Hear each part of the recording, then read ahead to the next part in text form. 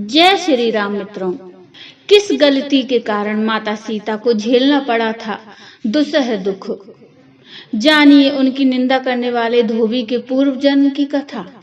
मित्रों, मर्यादा पुरुषोत्तम श्री राम जी के जीवन पर एक सवाल आज भी ऐसा है जिसे पूछकर बार बार लोग उनकी मर्यादा और सोच पर सवाल उठाते हैं। कोई भी अधर्मी, आस्था रहित व्यक्ति उन पर उंगली उठा देता है। भगवान श्री राम ने अपनी पत्नी सीता जी को एक धोबी के सवाल पर त्याग दिया था और तब गर्भवती माता सीता को जंगल में जाकर रहना पड़ा था। लेकिन पुराणों में कोई भी बात बेवजह नहीं होती। सीता जी के जंगल में जाने और भगवान श्री राम द्वारा उनके त्याग के पीछे भी एक बेहद रोचक कहानी है। मिथिला नगरी के राजा जनक जी एक बार वह यज्ञ के लिए खेत जोत रहे थे। उसी समय धरती से हल से बनी एक रेखा में एक कन्या का प्रादुर्भाव हुआ। वो कन्या बेहद खूबसूरत थी। उसे देखकर राजा बहुत खुश हुए और उसे अपने पास रख लिया। राजा की संतान नहीं थी। राजा ने उस कन्या का नाम रखा सीता। धीरे धीरे सीता बड़ी होने लगी। एक दिन सखियों के साथ बाग में खेलते वक्त उन्होंने एक शुक पक्षी का जोड़ा देखा जो कि एक पर्वत चोटी पर बैठा एक राजा और रानी का किस्सा कह रहा था। वो किस्सा भगवान श्री राम और माँ सीता के जीवन का था। वो कह रहे थे कि पृथ्वी पर एक विख्यात राजा होंगे जिनका नाम होगा राम। वो बहुत सुंदर होंगे। उनकी एक बहुत खूबसूरत महारानी होगी जिनका नाम होगा सीता। श्री राम 11,000 साल तक राज्य करेंगे। वह श्री राम और जानकी धन्य है। वो शुक जोड़ा श्री राम जानकी की महिमा का वर्णन कर रहा था। माँ सीता ने उनकी बातें सुनी और उन्हें प्रतीत हुआ कि वो दोनों उन्हीं के बारे में बातें कर रहे हैं।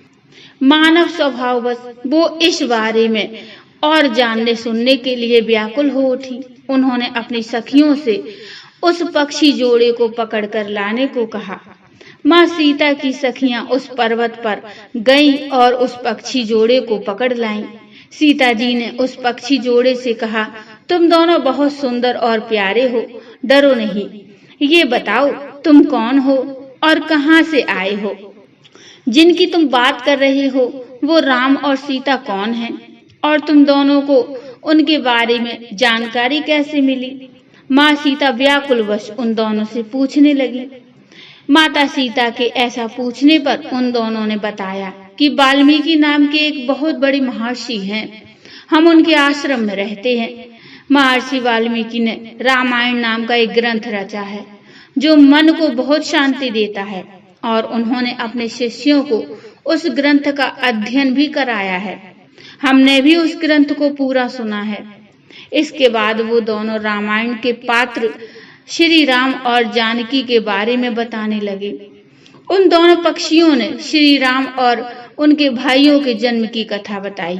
उन्होंने बताया कि तप के प्रभाव से भगवान विष्णु मनुष्य का रूप लेकर प्रकट होंगे जो कि राम, लक्ष्मण, भरत और शत्रुघ्न के रूप में अवतरित होंगे।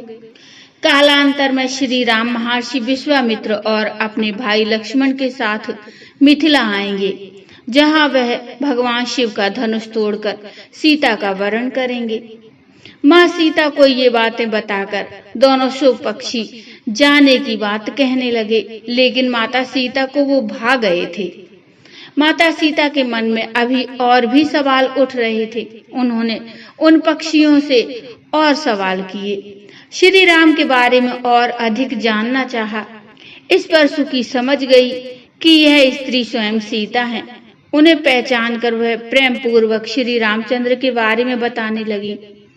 उसने श्री रामचंद्र का बहुत खूबसूरत वर्णन किया और फिर पूछा कि हे देवी, तुम कौन हो? पक्षियों की बातें सुनने के बाद सीता जी ने अपने बारे में बताया और कहा कि मैं राजा जनक की पुत्री जानकी हूँ। उन्होंने उन पक्षियों से कहा, अब जब तक स्वयं श्री राम आकर मेरा वरण नहीं करते मैं तुम दोनों को नहीं जाने दूंगी। तुम दोनों मेरे घर पर सुख पूर्वक रहो। इस पर शुकी ने कहा कि हम वन में निवास करने वाले पक्षी हैं, हमें जाने दो। हम तुम्हारे घर पर सुखी नहीं रह पाएंगे।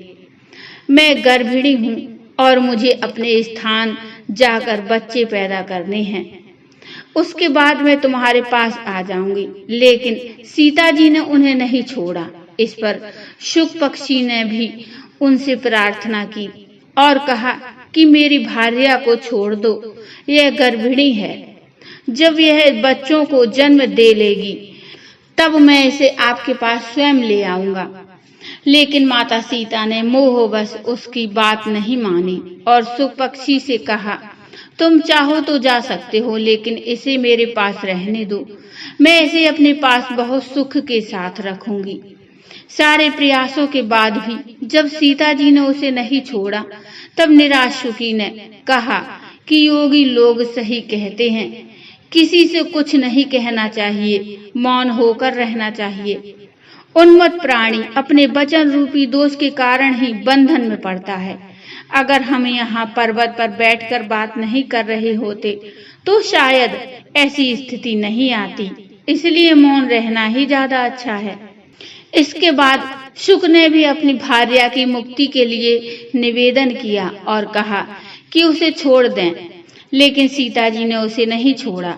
दुखी शुकी ने माँ सीता को श्राप दिया और कहा कि जिस तरह तू मुझे इस समय अपने पति से अलग कर रही है, वैसे ही तुझे भी एक दिन गर्भिणी होकर अपने पति श्री राम से अलग होना पड़ेगा। इतना कहकर पति वियोग में उस शुकी ने प्राण त्याग दिए। इस बात से शुक पक्षी बहुत दुखी हुआ और उसने भी आतुर होकर कहा कि मैं मनुष्यों से श्री राम की नगरी अयोध्या में जन्म लूंगा और मेरे ही वाक्य के कारण तुम्हें पति वियोग का भारी कष्ट उठाना पड़ेगा। इस तरह सीता जी का अपमान करने के कारण उसे धोबी की योनि में जन्म लेना पड़ा और उसी धोबी के वचनों के कारण माँ सीता का पति से बिछोड़ हुआ।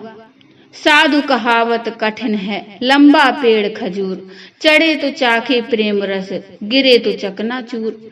कबीरदास जी कहते हैं कि साधु बनना व साधु कहलाना उतना ही कठिन है और दुष्कर है जितना कि खजूर के पेड़ पर चढ़ना। यदि उस पर चढ़ गए तो मीठे खजूर खाने का सौभाग्य प्राप्त होगा, अर्थात आपकी ईश्वर साधना व आपका कठिन परिश्रम सफल हो जाएगा।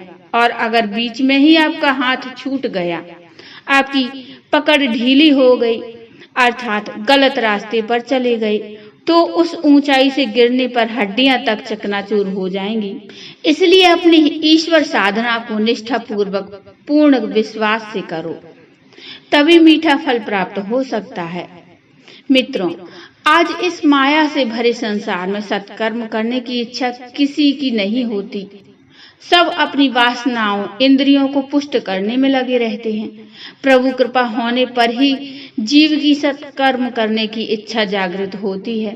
अतः प्रभु कृपा प्राप्त करने के लिए धर्म के मौलिक सिद्धांतों का अनुकरण करते हुए ब्रह्म को धारण करिए। जीवा से भगवान के नाम का जप, भगवान के स्वरूप का चिंतन करते हुए उनके परम पावन नाम का नित्य निरंतर निष्काम भाव से परम श्रद्धा पूर्वक जप करना तथा हर समय भगवान की स्मृति रखना, भगवान की आज्ञाओं का पालन करना। श्रीमद् भगवद गीता जैसे भगवान के श्री मुख के वचन, भगवत प्राप्त महापुरुषों के वचन तथा महापुरुषों के आचरण के अनुसार कार्य करना, सर्वस्व प्रभु को समर्पण कर देना। वास्तव में तो सब कुछ है ही भगवान का, क्योंकि ना तो हम जन्म के समय कुछ साथ लाए और ना जाते समय कुछ ले ही जाएंगे। भ्रम से तो अपनापन बना रखा है, उसे उठा देना है। भगवान के प्रत्येक विधान में परम प्रसन्न रहना। मन चाहा करते करते तो बहुत से जन्म व्यतीत कर दिए, अब तो ऐसा ही होना चाहिए। अब तो वही हो जो भगवान चाहते हैं। भक्त भगवान के विधान मात्र में परम प्रसन्न रहता है, फिर चाहे वह विधान मन, इंद्रिय और शरीर के प्रतिकूल हो या अनुकूल। सत्य वचन में प्रीति कर लें। सत्य वचन प्रभु वास, सत्य वचन के साथ प्रभु चलते हैं, सत्य चले प्रभु साथ। इस घोर कलयुग में वही परिवार सुख पाएगा, गौ माता को पहली रोटी देकर हरि नाम गुण जो गाएगा। दया प्रेम सब जीवों पर करके सेवा भाव अपनाएगा, गुरुजनों की आज्ञा मान मात पिता के चरण दबाएगा। तो बोलो जय श्री राम। मित्रों, ये कथा आपको कैसी लगी मुझे कमेंट में बताइए। कमेंट में जय श्री राम अवश्य लिखिए। कथा अच्छी लगी हो तो लाइक करिए और चैनल को सब्सक्राइब कर लीजिए। मिलते हैं एक नई कथा या एक नया प्रसंग लेकर, तब तक के लिए जय श्री राम।